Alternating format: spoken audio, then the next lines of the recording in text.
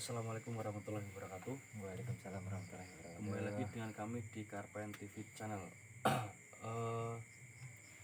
Malam hari ini kami akan membahas sesuatu yang agak sedikit nyeleneh, tapi perlu kita bahas agar tidak ada satu kesalahpahaman untuk kedepannya. Jadi tentang masalah ritual uang gaib. Uang sendiri itu kan bersifat dohir ya, terlihat dengan mata manusia normal ataupun mata dohir manusia. Tetapi ada juga beberapa oknum spiritual yang mendefinisikan bahwa dia itu bisa menarik uang yang gaib, entah dari mana datangnya. Yang jelas tiba-tiba uang itu ada. Nah, itu.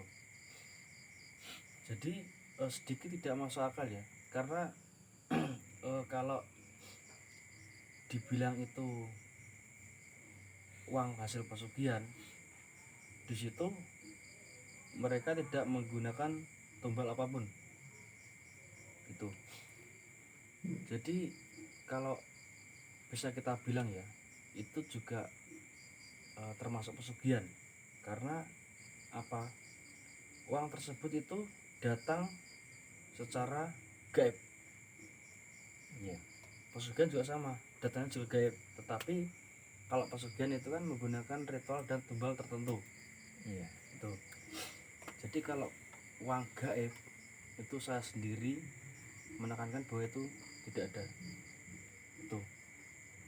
Dan saya tidak mempercayai bahwa adanya uang yang gaib ataupun sesuatu rezeki yang memang bisa ditarik oleh beberapa oknum spiritual.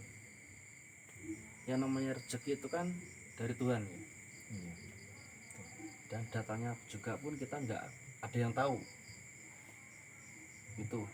Terus bagaimana mungkin rezeki itu bisa ditarik oleh manusia, sedangkan itu hanya manusia biasa, bukan nabi, bukan malaikat. Nah, itu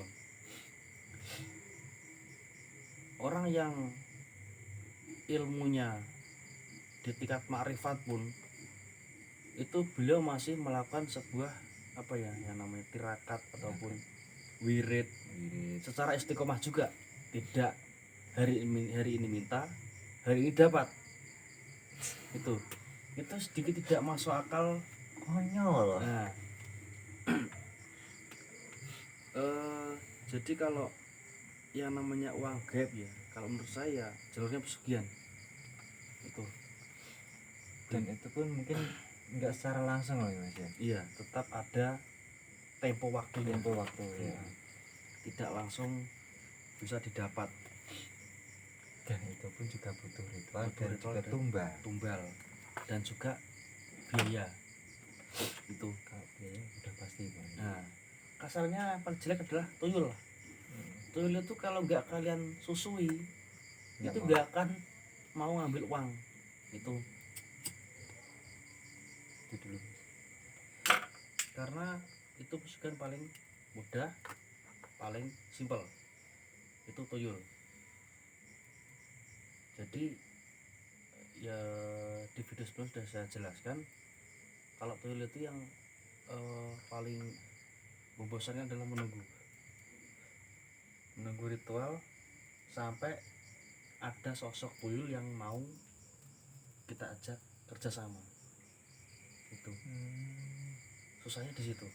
Jadi itu nggak sekali ritual nggak langsung ada gitu. Nggak, kecuali kita membeli di oknum-oknum spiritual tertentu, bercalok gitu. Calo dia sudah punya sosok itu, dia simpan untuk dimaharkan. Itu. Dan itu harganya macam-macam. Harganya gimana? Harganya tergantung si oknum tersebut, dia memaharkan berapa untuk tuyul tersebut. Biasanya dimahar misalkan 2 juta, itu akan dikasih sosok dan rumahnya. Oh, seperti semua ya? kuningan ataupun batu mustika seperti itu.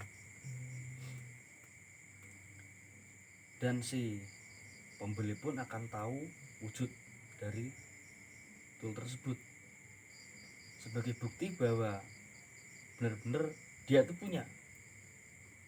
Dan kalau ingin menyuruh nyuri lah istilahnya, itu tidak bisa langsung kita arahkan ya. Misalkan dari rumah kamu ke rumahnya situ tidak bisa. Paling tidak sosok itu harus pernah melewati rumah tersebut. Misalkan jam 10 malam nih, diajak jalan-jalan, ketemu target rumah orang kaya misalkan.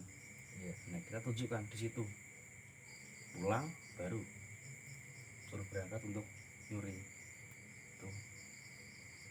Jadi kalau tuyul itu berarti harus survei dulu Mas ya? Kalau dibilang itu pinter, tuyul itu nggak pinter sama sekali sebenarnya. Dia bisa ditipu dengan segala hal. Karena ya namanya tuyul ya, sosoknya hanya segini, itu tuyul. Tapi kalau dilihat di TV-TV itu besar ya? Nah itulah film Indonesia, pakai pempes, popok dan segala tuyul dan Mbak Yul. Tapi dia nggak mencuri. Nah itu pesugihan yang paling mudah. Kalau yang namanya uang gaib itu nggak ada bagi kami ya, karena kami percaya bahwa rezeki itu hanya ngatur. Tidak kasarnya kita berguru nih, kita diberikan amal ini untuk menarik rezeki dari berbagai penjuru, biasa seperti itu ya. Iya. Iming-imingnya seperti itu biasa. Kita wirid sekali, wirid misalkan beberapa puluh ribu lah, jebret ada uangnya. Itu termasuk apa ya, konyol menurut saya. Karena gini, itu uang dari mana itu? Apakah uang itu bisa kita gunakan? Apakah uang itu tidak memberikan dampak negatif untuk kedepannya? Karena kita nggak tahu, kita wirid selesai itu ada uang. Nah yang jadi pertanyaan dulu itu, dari mana asal uang itu, dan apakah uang itu bisa kita gunakan tanpa memberikan dampak negatif? Itu Ya, nanti ya jangan-jangan digunakan dalam jangka waktu segini dia berubah lagi jadi apa gitu. nah, kalau enggak dia minta ini, tiba-tiba ada Iya. ini. Nah, itu kan termasuk jalur pesugihan, tetapi orang tersebut tidak memahami karena dia semisal terlilit hutang lah, Iya. atau apa ekonominya Sulit. istilahnya seret lah, sulit. Karena kalau dibilang kasarnya, orang datang ke dukun apa ya, sambat lah, sambat banyak utang. Semua orang punya utang. Gak cuma orang itu aja, semua orang punya utang. Ada juga yang datang misalkan mempertaruhkan nyawanya lah, ataupun mempertaruhkan raganya. Itu semua nggak laku, karena jin itu nggak butuh nyawanya, nggak butuh raga, nggak butuh darah, nggak laku. Itu apa?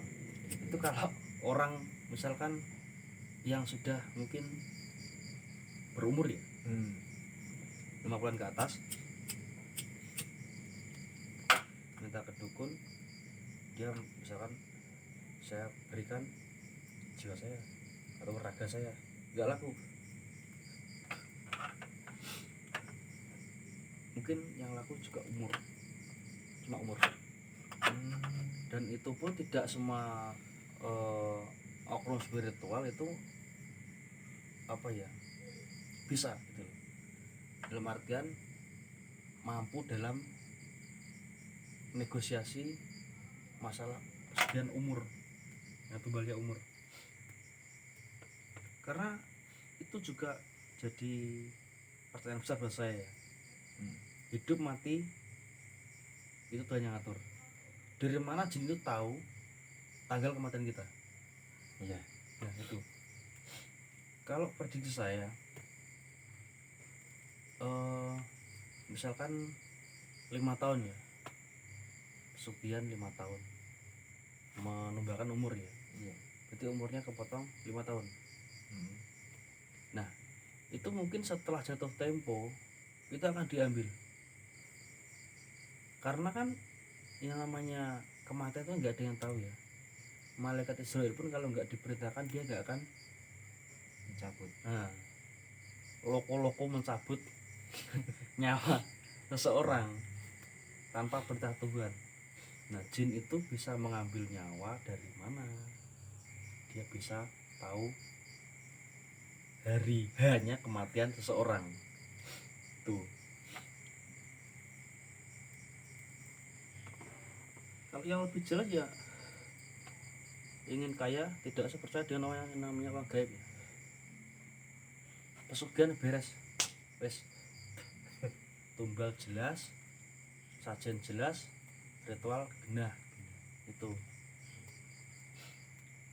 Tetapi juga harus mengenal yang namanya pesugihan itu dalam artian jenisnya ya, jenisnya apa, terus ini dampaknya itu yang jelas kan pasti negatif ya. Intinya ya nggak nemen-nemen banget lah. Ya nemen jen tapi gak sama nemen banget maksudnya. Ya pesugihan gak nemen terus. Misalkan menumbalkan anggota keluarga, nah itu kan orang nemen namanya itu, buta harta duniawi. Iya. Ataupun tumbalnya orang dekat kita, misalkan kerabat kan bisa juga. Oh bisa Mas ya? Bisa tidak hanya keluarga satu rumah ya, kerabat jauh pun bisa. Ada lagi yang aneh itu, kita datang ke dukun ya, Iya. dikasih uang misalkan 100 nih, Iya. kita buang di jalan, siapa yang ambil uang itu dia tumbalnya. Itu ada seperti itu. Ya, kadang ada uang satu gebok gitu. Nah ya itu kan dia dapat uang, nemu uang kan, otomatis dia senang. Dia nggak tahu kalau dia itu jadi gantinya. Itu. Dan Tapi kalau kayak gitu bisa dinetralisir nggak? apanya? Uang kayak gitu Nggak bisa. nggak bisa. Karena uangnya itu sudah ibaratnya itu ada yang punya. Semisal si oknum ini memberikan uang pada orang lain ya, si pelaku, itu uangnya itu sudah diritualkan. Bukan penunggu tapi penjaga yang nyari tumbal itu. Jadi siapapun yang mengambil uang itu, si penjaga ini akan mengikutinya sampai di rumah, sehingga terkena sakit yang memang tidak bisa disembuhkan, akhirnya mati. Terus kalau seumpama apa ya si pelaku ya langsung ngasih itu gimana? Enggak mungkin. Enggak mungkin. Karena pasti akan curiga kan. Habis dikasih uang kok langsung sakit. Nah, anehnya jika uang itu jatuh di tangan korban ya, korban akan meninggal. Uang itu akan kembali. Uang itu kembali Ya, akan kembali sendiri. Beserta uang-uang yang sudah didapat oleh sosok itu, gantinya nyawa orang tersebut itu. Tetapi terus terpisah. uangnya itu dari mana?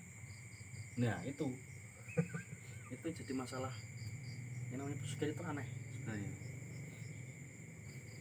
karena enggak Apa mungkin itu rezeki dari si tumbal itu atau apa gitu? mungkin juga bisa, ataupun mungkin mengejar rezeki orang lain. Seperti halnya pesugihan Nyi Blorong. Ya. Nyi Blorong ini pesugihan yang termasuk kelas tinggi ya, Iya. karena ritualnya juga gak main-main. Tumbalnya itu semisal hanya kasarnya ngomong ayam cemani lah, Cemani ya. ayam cemani. Nah, di hari-hari tertentu Nyi Blorong ini akan datang ke rumah untuk melakukan hubungan badan. Ya, ritual gitu. Nah, setelah itu terserah si pelaku ini meminta pesugihan dalam bentuk apa. Bisa emas, bisa permata, bisa uang cash, bisa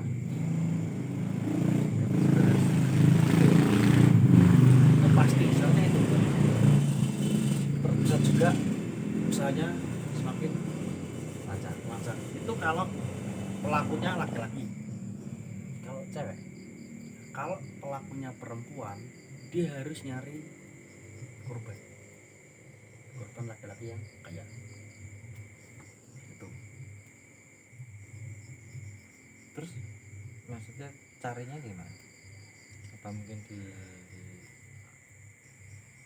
Tetap diajak ke kamar gitu? itu pasti ya, karena ritualnya Blorong seperti itu. Nah, si pelaku ini itu harus mencari laki-laki yang benar-benar kaya, entah itu rupanya jelek ataupun apalah kekurangannya, yang penting dia kaya, dia mau berhubungan badan. Nah, kalau Nyi Blorong ini suka, dia akan diambil, laki-laki akan diambil. Nyawanya. Hartanya itu akan semuanya diberikan kepada si pelaku itu. Nah, setelah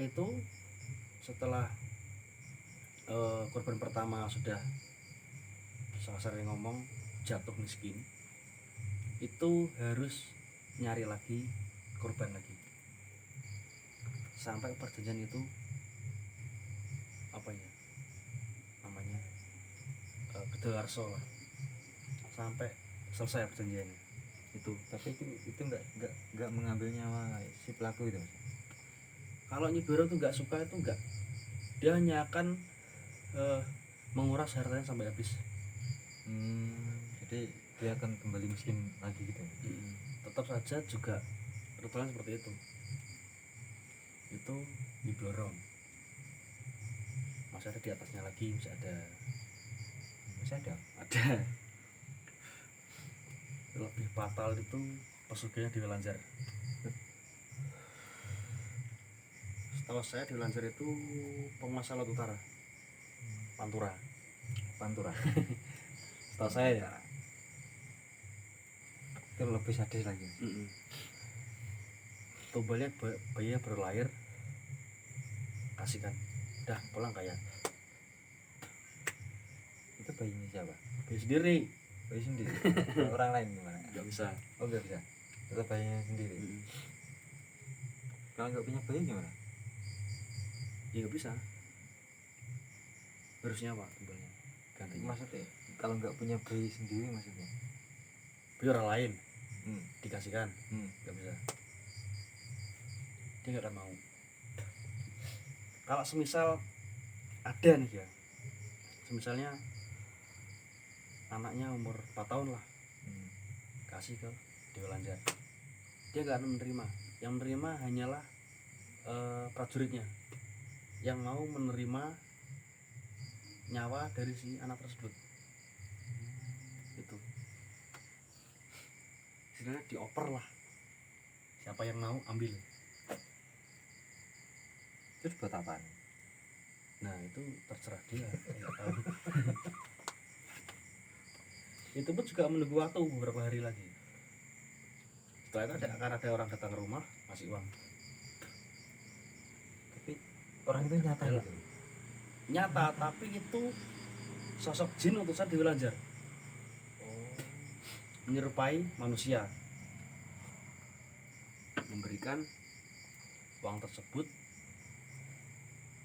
untuk kekayaan. Tapi jangan harap dia punya anak lagi. Oh, gitu ya.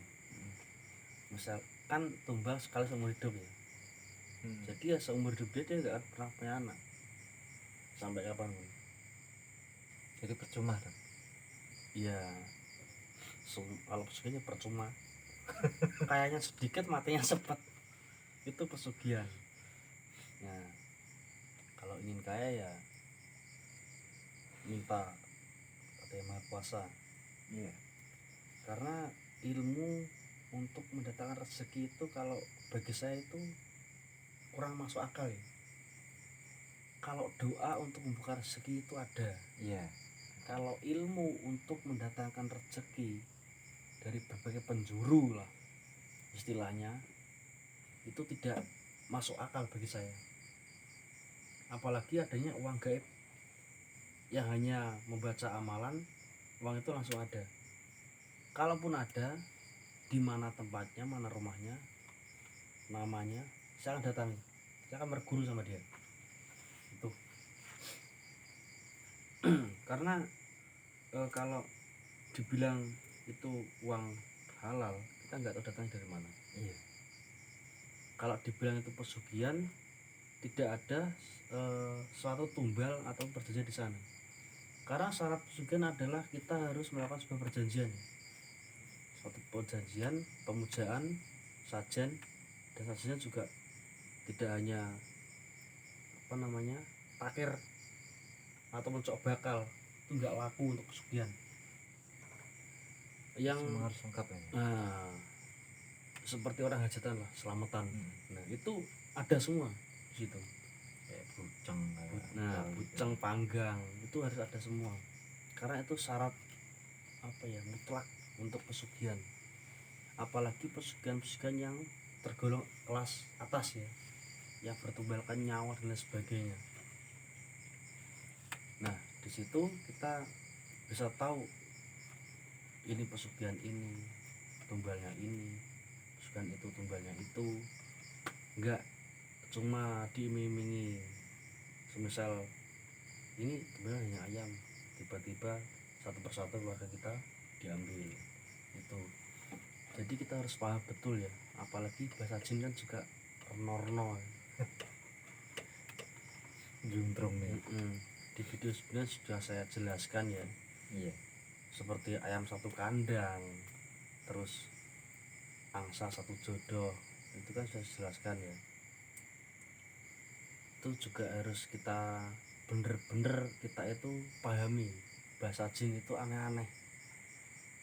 Bukan ayam satu kandang kalau kasih ayam itu enggak laku, buat apa ayam. Yang jelas kalau dia minta seperti itu dia minta semua keluargamu, kecuali kamu akan tetap hidup. Itu banyak sak jodoh. Bukan kalian beli angsa kalian kasihkan, buat apa angsa, nggak laku. Yang diminta adalah kamu dan jodohmu nanti. Itu ketika kamu maksa nikah, jebret depan penghulu, tewas berdua. Itu fatal sebenarnya, tapi di sini kami menjelaskan apa yang kami tahu. Bahasa jinnya aneh. Itu endok apa? Terus ngapain kalau apa? Habis minta rezekian terus mati. Nah, Terus itulah ngapain gitu loh. yang perlu kita pahami ya. Yang jelas jin itu sebenarnya sudah minta ya seperti itu. Pesugihan syaratnya ini. Kalau Jawanya aku njaluk banyak sak jodoh. Kalau dia nggak paham, dia menyanggupi, ya sudah, nggak akan ada lagi yang namanya negosiasi lagi. Udah. Misalkan gini, apakah bisa diputus perjanjian itu? Sebenarnya bisa ya, tetapi harus benar-benar oknum itu harus paham tentang masalah pesugihan ataupun cara memutus perjanjian itu ya. Karena kalau pesugihan itu kelas tinggi ya, itu yang kita gunakan untuk kalau kasar itu stempel ya. Itu bukan material, itu darah yang dipakai.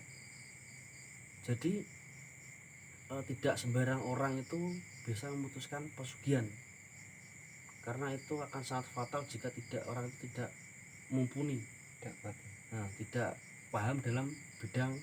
pesugihan. Nah itu bisa jadi tumbal. Tuh, malah malah jadi tumbal. Kalau orang itu nggak bisa jadi tumbal, maka akan menggeser ke keluarganya. Itu jadi sangat bahaya sekali ya pesugihan. Kalau coba-coba apapun misalkan sejatuh apapun ekonomi kalian, serendah apapun posisi kalian saat ini, jangan pernah berpikir untuk melakukan yang namanya pesugihan, karena percuma. Nah berarti ini sidik mati ini cepet itu. Terus buat apa gitu? Kalau ada iming-iming hanya tumbalnya misalkan ya ayam lah sajanya, apa namanya, ringkes lah itu tidak usah langsung percaya ya, karena pesugihan itu rumit, tidak sehari kita datang selesai ritual, enggak, butuh waktu beberapa hari bahkan beberapa minggu. Dan enggak sekali datang itu harus enggak sekali datang itu jadi gitu.